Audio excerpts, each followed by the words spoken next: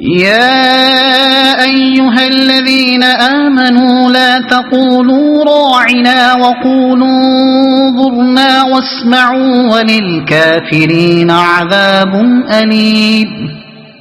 ما يود الذين كفروا من أهل الكتاب ولا المشركين أن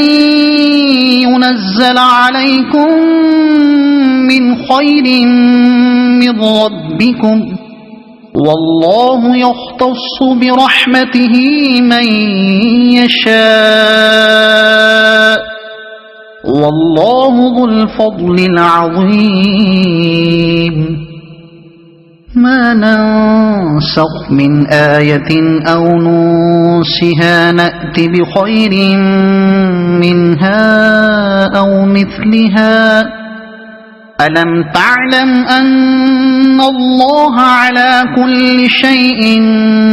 قدير؟ ألم تعلم أن الله له ملك السماوات والأرض وما لكم من دون الله من ولي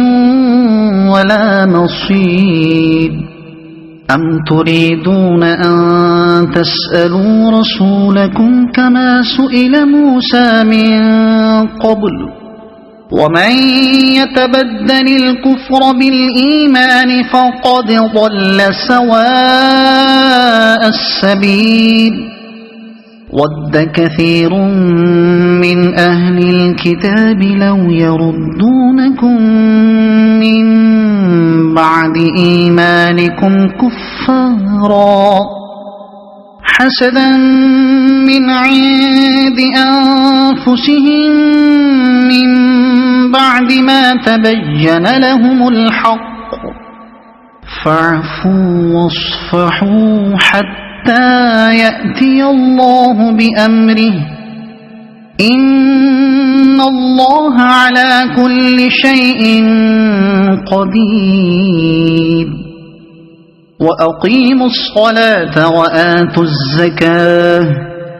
وما تقدموا لأنفسكم من خير تجدوه عند الله، إن الله بما تعملون بصير. وقالوا لن يدخل الجنة إلا من كان هودا أو نصارى، تلك أمانيهم، قل هاتوا برهانكم إن كنتم صادقين. بلى من أسلم وجهه لله وهو محسن فله أجره عند ربه ولا خوف عليهم ولا هم يحزنون.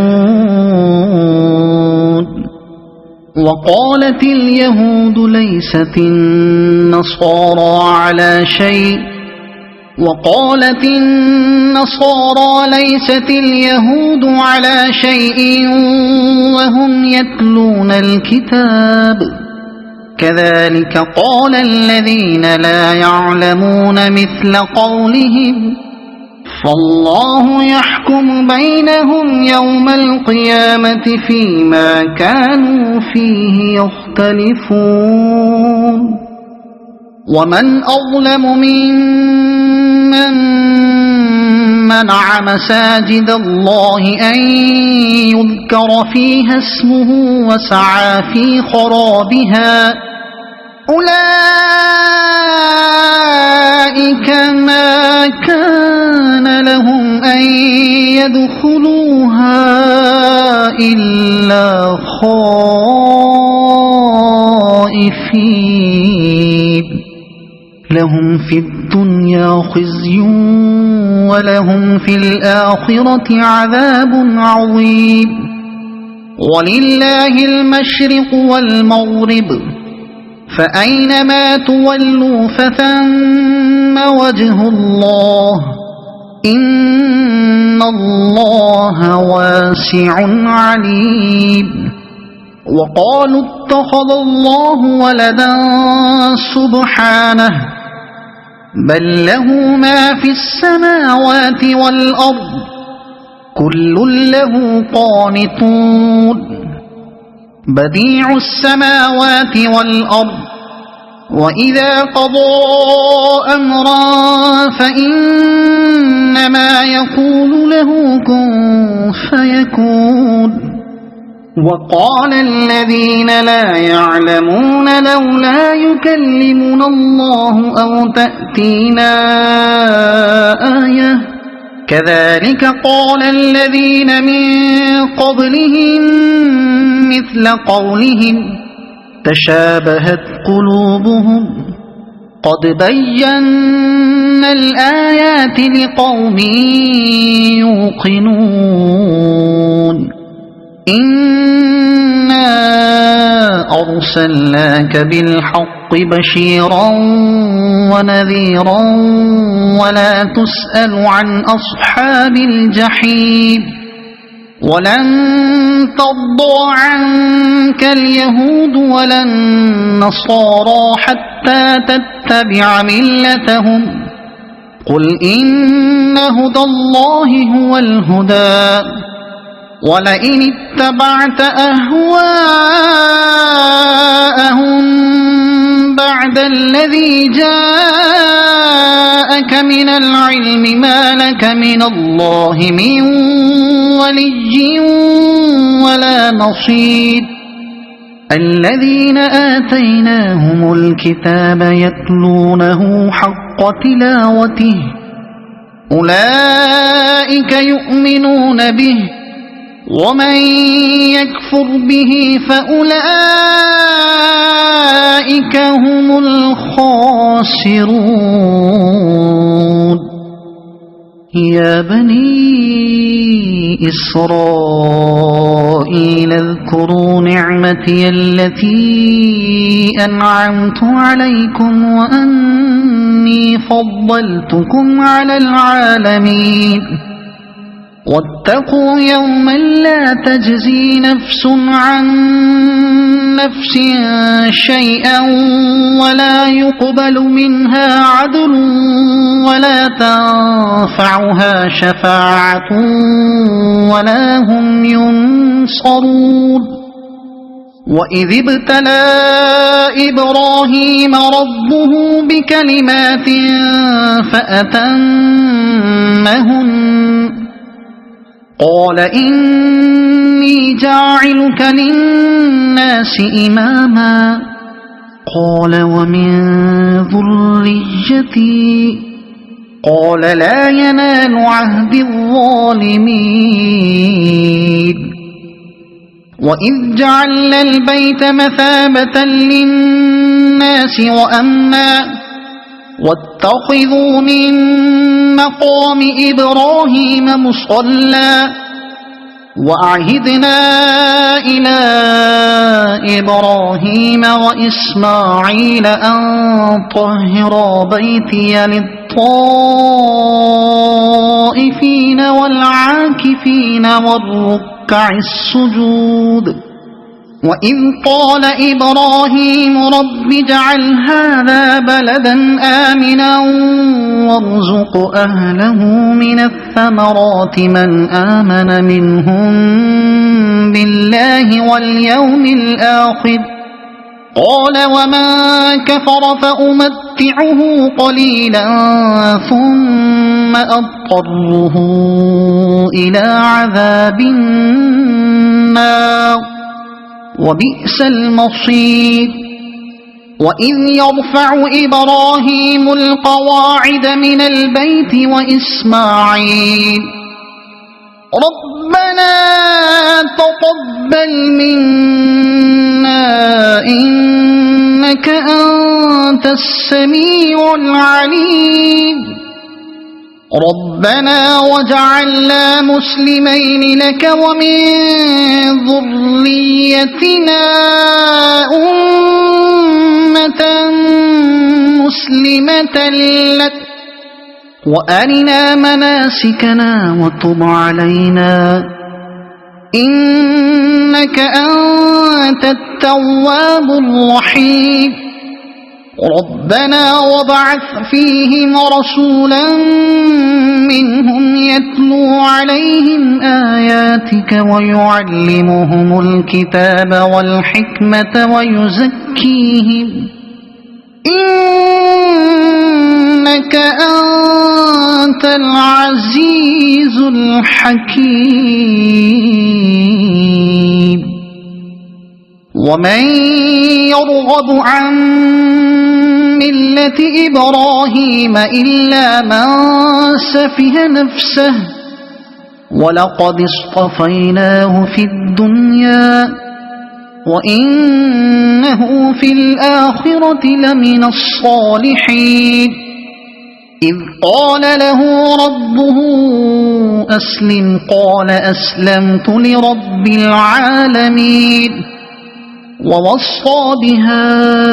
إبراهيم بنيه ويعقوب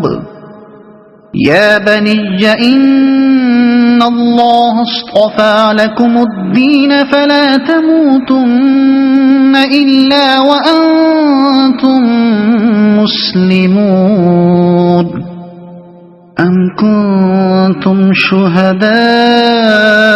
إذ حضر يعقوب الموت إذ قال لبنيه ما تعبدون من بعدي قالوا نعبد إلهك وإله آبائك إبراهيم وإسماعيل وإسحاق إلها واحدا ونحن له مسلمون تلك أمة قد خلت لها ما كسبت ولكم ما كسبتم ولا تسألون عما كانوا يعملون وقالوا كونوا هودا أو نصارى تهتدوا قل بل ملة إبراهيم حنيفا وما كان من المشركين قولوا آمنا بالله وما أنزل إلينا وما أنزل إلى إبراهيم وإسماعيل وإسحاق وما أنزل إلى إبراهيم وإسماعيل وإسحاق ويعقوب والأسباط وما أوتي موسى وعيسى وما أوتي النبيون من ربهم لا نفرق بين أحد